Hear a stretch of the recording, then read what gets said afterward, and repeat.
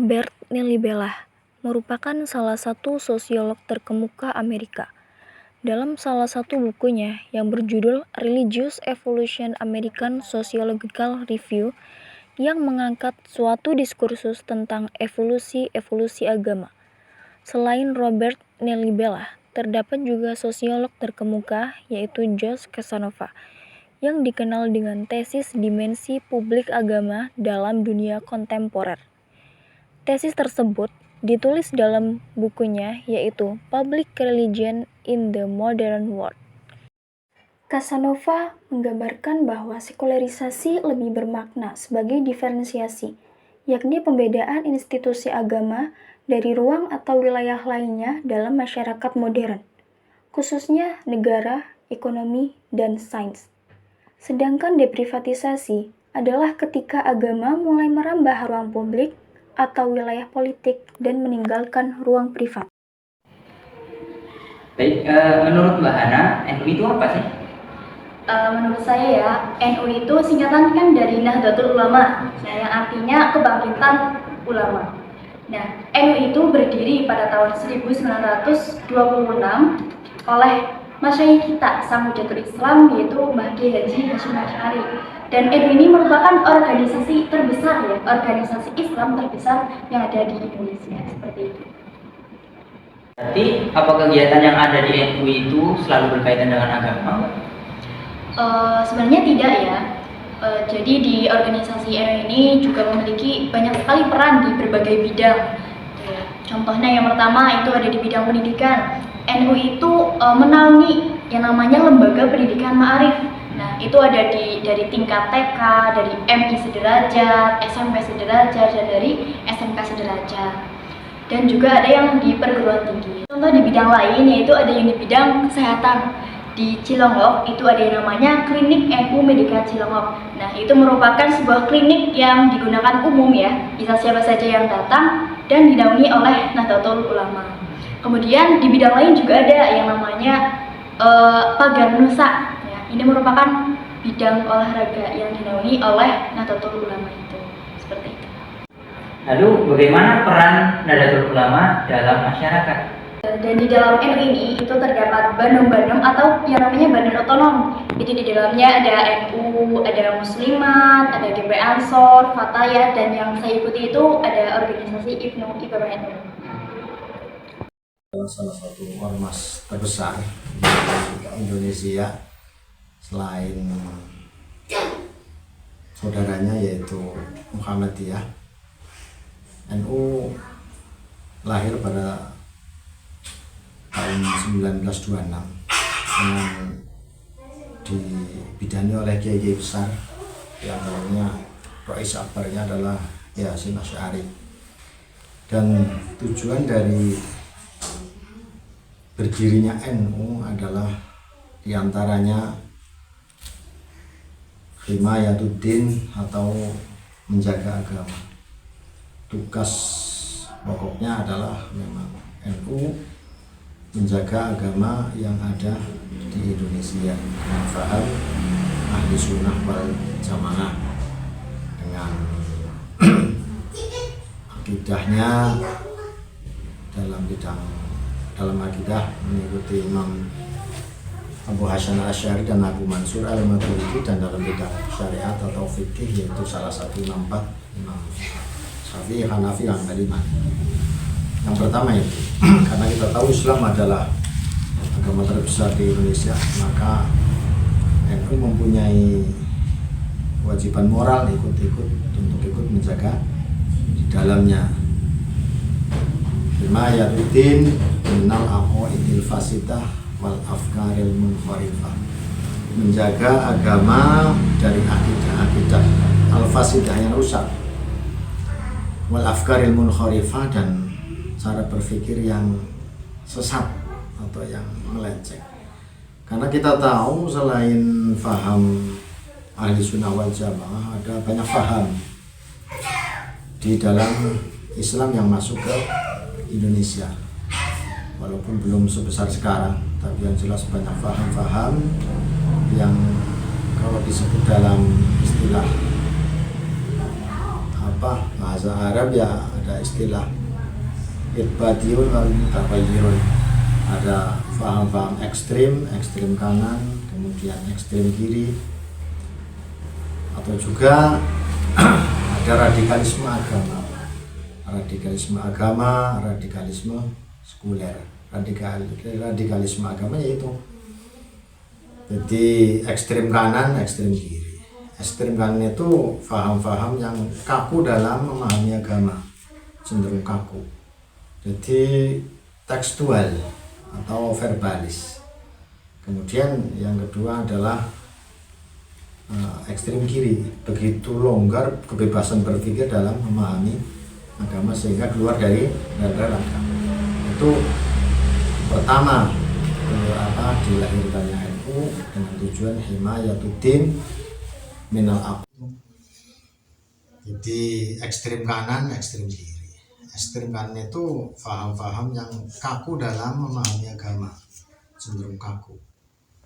Salah satu ormas terbesar di Indonesia selain saudaranya yaitu Muhammadiyah. NU lahir pada tahun 1926 dengan dibidani oleh kiai besar yang namanya Rais Akbarnya adalah Yasin Asy'ari. Dan tujuan dari berdirinya NU adalah diantaranya himayatuddin atau menjaga agama.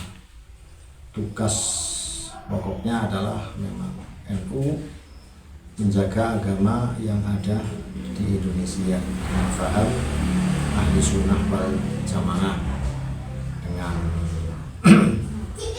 akidahnya dalam akidah mengikuti Imam Abu Hasan Asy'ari dan Abu Mansur Al-Maturidi, dan dalam bidang syariat atau fikih yaitu salah satu Imam Syafi'i, Hanafi, Hambali. Yang pertama itu karena kita tahu Islam adalah agama terbesar di Indonesia, maka NU mempunyai kewajiban moral untuk ikut menjaga di dalamnya. Himayatuddin minal aqaidil fasidah wal afkaril munharifah. Menjaga agama dari akidah al-fasidah yang rusak, wal afkaril munharifah, dan cara berpikir yang sesat atau yang melenceng. Karena kita tahu selain faham ahli sunnah wal jamaah, ada banyak faham di dalam Islam yang masuk ke Indonesia, walaupun belum sebesar sekarang, tapi yang jelas banyak faham-faham yang kalau disebut dalam istilah bahasa Arab ya ada istilah itbadiun wal mutaghayyirun.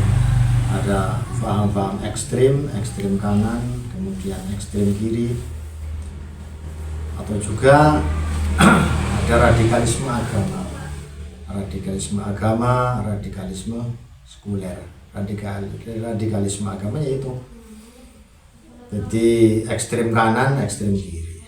Ekstrem kanan itu paham-paham yang kaku dalam memahami agama, cenderung kaku. Jadi tekstual atau verbalis.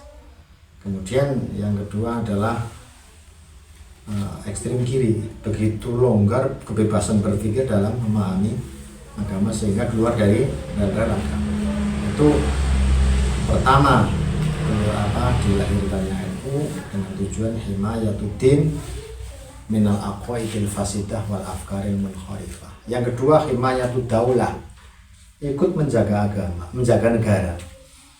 NU ikut bertanggung jawab terhadap negara Republik Indonesia, karena lahirnya NKRI juga peran besar Nahdlatul Ulama. Perjuangan kiai-kiai banyak ikut berjasa dalam lahir atau proses kemerdekaan Republik Indonesia. Karena NU punya prinsip bahwa tanggung jawab terhadap negara itu tidak bisa dilepaskan dari agama.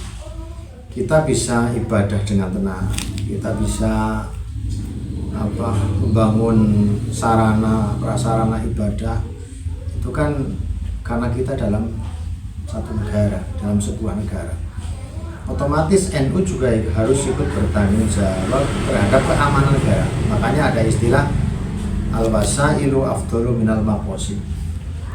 Wasilah perantara itu didahulukan sebelum tujuannya.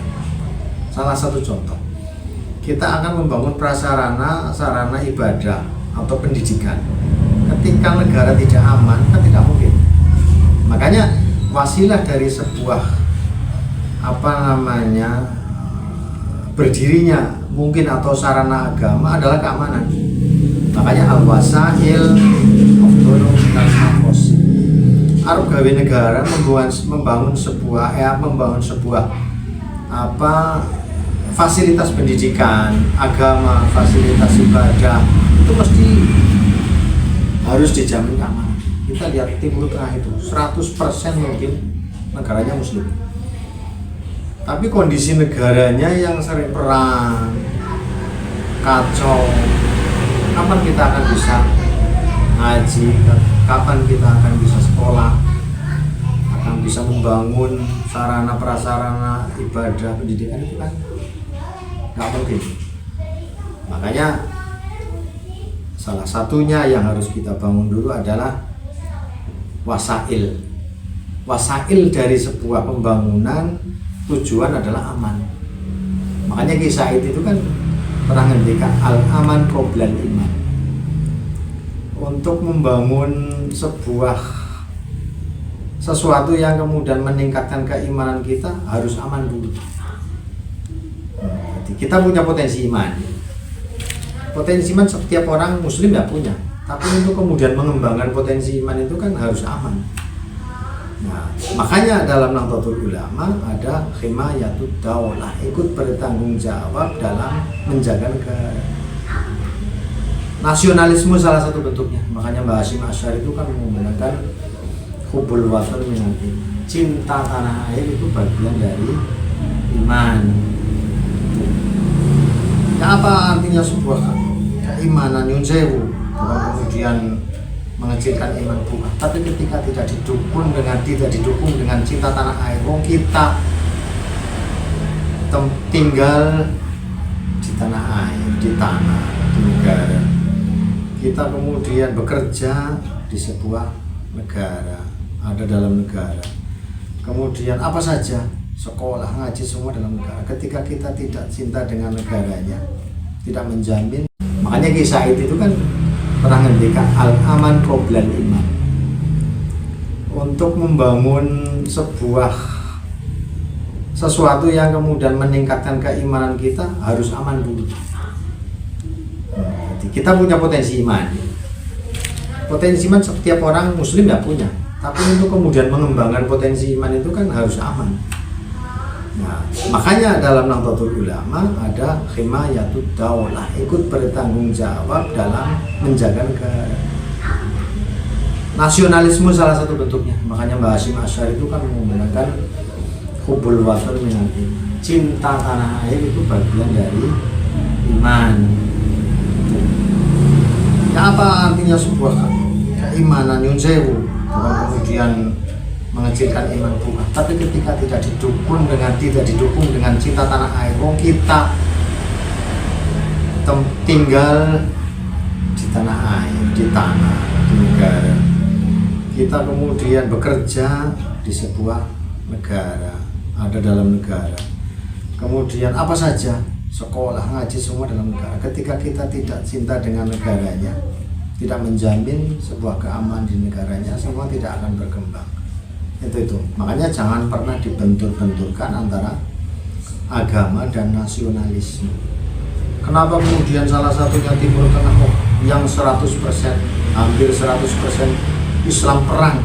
Karena kecintaan kepada negaranya kurang. Masing-masing kepengen eksis. Ini satu kelompok muslim, ini kelompok lain perang. Semua Allahu Akbar, takbir Allahu Akbar, tembak. Ini takbir Allahu Akbar, tembak.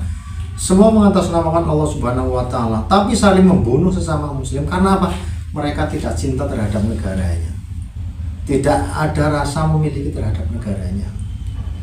Makanya hubbul waton itu sangat penting, cinta tanah air itu sangat. Dua itu diantara tujuan berdirinya Nahdlatul Ulama. Kemudian yang ketiga adalah al-muhafadzatu 'alal qadimis shalih wal akhdhu bil jadidil aslah, atau melestarikan apa yang sudah ada yang baik dan kemudian mengambil sesuatu yang baik juga, yang lebih baik. Wal akhdhu bil jadidil aslah, seperti itu. Jadi al-islahu ila islahul ummah ila ma huwa aslah summal aslah wal aslah summal aslah, membuat masyarakat umat untuk dari yang baik menjadi lebih baik. Itu terjemahan lain dari al-muhafadzatu 'alal qadimis shalih wal akhdhu bil jadidil aslah. Jadi yang sudah bagus dipertahankan, kemudian mengambil sesuatu yang lebih bagus lagi. Dan termasuk salah satu tanggung jawab Nahdlatul Ulama adalah melestarikan tradisi, ramah terhadap tradisi. Salah satu kunci sukses dakwah Islam di Indonesia kemudian sukses adalah menghormati dengan tradisi.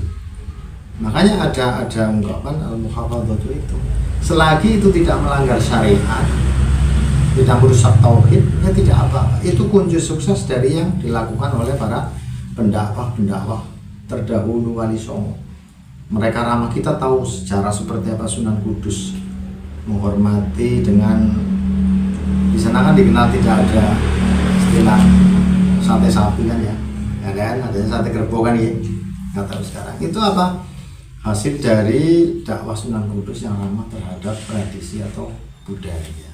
Ini Sunan Kalijogo dengan media dakwahnya wayang atau yang lain lah, itu merupakan penjelasan bahwa al-muhafadzatu 'alal qadimis shalih wal akhdhu bil jadidil aslah.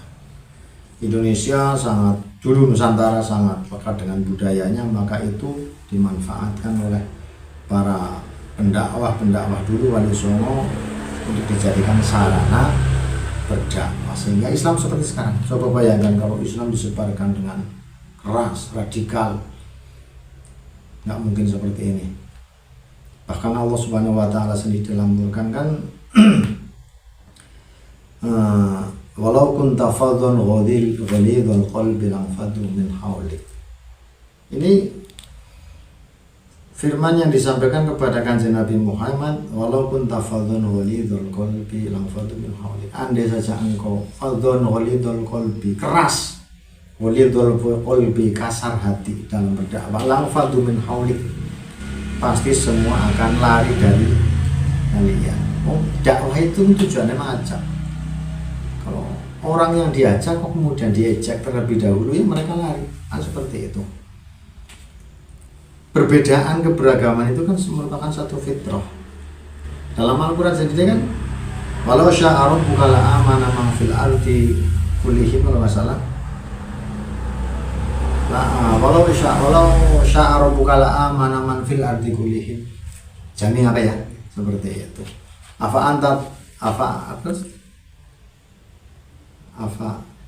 Seperti itu. Jadi Gusti Allah ngendika dalam Quran itu, andai saja Allah Subhanahu wa Ta'ala itu menghendaki semua iman, afa anta tukrihun nasa hatta yakunu mu'minin, kan seperti itu kan lanjutannya. Walau sya'a rabbuka la'amana man fil ardi kullihim jami'an afa anta tu'minun nasa hatta yakunu mu'minin, afa anta tukrihun nas. Bahwa keberagaman itu merupakan fitrah dari Allah Subhanahu wa Ta'ala. Apakah kemudian ketika kita bertemu dengan orang yang tidak iman, kita akan tidak ridho? Apa anta tukrihun nasa hatta yakunu mu'minin, akan benci terhadap orang-orang yang selain, yang berbeda dengan kita? Nggak boleh. Walaupun seperti itu, tetap kita ada kewajiban untuk dakwah, tapi tidak kemudian ada paksaan dalam dakwah. Itu beberapa konsep yang dilakukan dilaksanakan di Nahdlatul Ulama. Mungkin itu yang saya sampaikan. Kurang lebih mohon maaf. Terima kasih.